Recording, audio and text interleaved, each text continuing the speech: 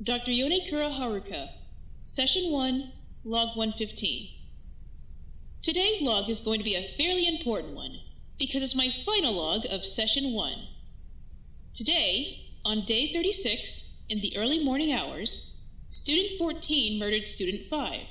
What made this case particularly interesting was the fact that Student 14 had actually been planning out this murder for over a week. This would mark the first instant of a student planning out their killing that far in advance. It would be admirable if it weren't for the fact that he failed. But, unfortunately, that failure was quite far out of his control.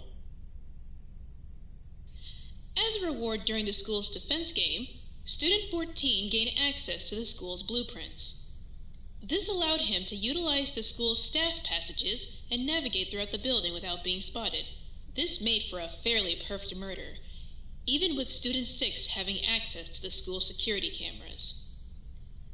Student 14 engineered a death trap of sorts under the 3rd floor, with Student 5 then falling through the floor and impaling herself.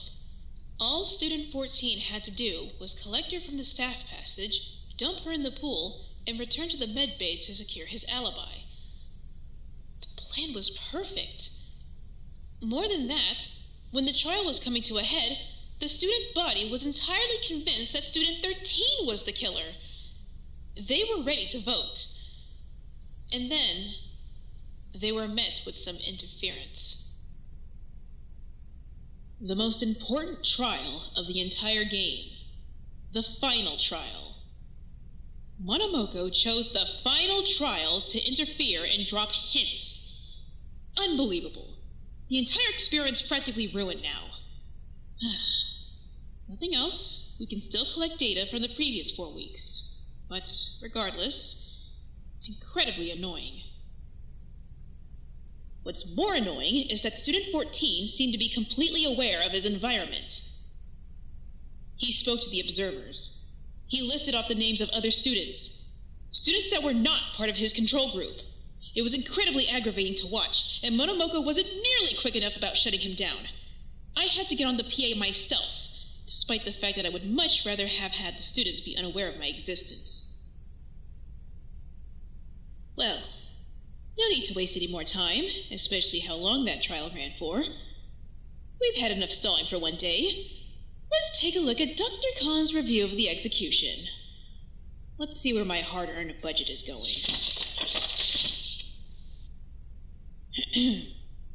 Bonus round. Student 14 was strapped to a large metal mechanism in the shape of an X. Each of Student 14's limbs was strapped to one leg of this X, keeping them permanently outstretched with his head strapped in place. The student was positioned completely upright during this time, placing some of his own weight on his secured legs. A screen inside Student 14's execution chamber lit up, displaying a random spinner with 6 different possible outcomes. At Student 14's prompt, the spinner would stop. 4 of these outcomes correspond directly to Student 14's limbs. In the event that one of these outcomes was landed upon, the corresponding limb section of the mechanism would turn sharply, causing the limb to twist. While this initially caused little damage, as Student 14 continued to spin the wheel, these twists began to add up, twisting his limbs at incredibly painful angles. God, that's so gratuitous. The remaining 2 outcomes on the wheel will allow Student 14 to answer a trivia question.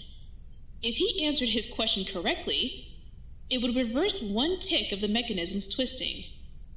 If anything, I feel that would just be more painful. Going back and forth like that? I'd rather just have my limbs twisted off and die quicker. But I suppose Khan was relying on the natural instinct to stay alive. Frankly, I felt that Student 14 no longer possessed that. Student 14 continued to spin the wheel, dealing irreparable damage to his body in the process as his limbs continued to reach their limit, one by one. Student 14 soon became completely hysterical and incomprehensible, unable to answer further questions due to his pain levels. After each limb had reached full rotation, Student 14 entered the bonus round, in which he was asked one final question. When student 14 was unable to provide a clear answer, the part of the mechanism holding his head in place violently twisted, killing him instantly. Well, I'm not exactly sure which execution was more painful to read.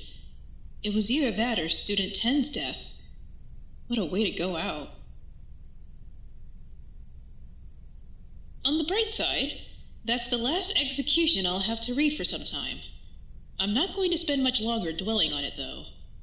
My staff are gathered just outside my office at the moment to discuss our plans for tomorrow. We've got a lot to do now that we're switching locations. The lab's being prepped as we speak. That's something I should probably be checking on right now, actually. Then, I suppose that's all I have left to say. This session has been interesting. In Season 2, I'll definitely be making some changes to the way things are run. I just hope we get cleaner results this time around. Dr. Yonakura Haruka, Session 1, Log 115.